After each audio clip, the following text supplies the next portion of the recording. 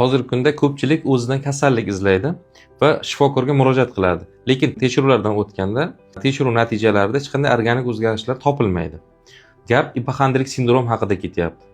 O'zini kasalman deb o'ylaydi, yuragi zinadan chiqqanda yoki qandaydir jismoniy harakat qilganda normal fiziologik holatda tez ursa ham, yuragim kasal deb o'ylab koronografiya tekshiruvi qiladi, kardiologga boradi yoki oddiy fiziologik holatda charchoqdan keyingi bosh og'riq kuzatilsa ham nevropatologga borib boshimda o'sma yo'qmi, MRT qiladi, boshqa har xil tekshiruvlardan o'tadi.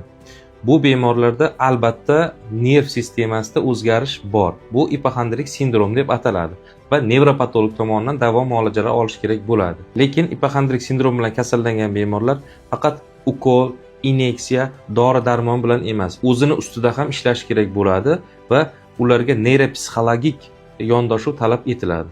Agar sizda yoki yaqinlaringizda bunday holatlar kuzatilsa, albatta nevropatolog, neyropsixologga murojaat qiling.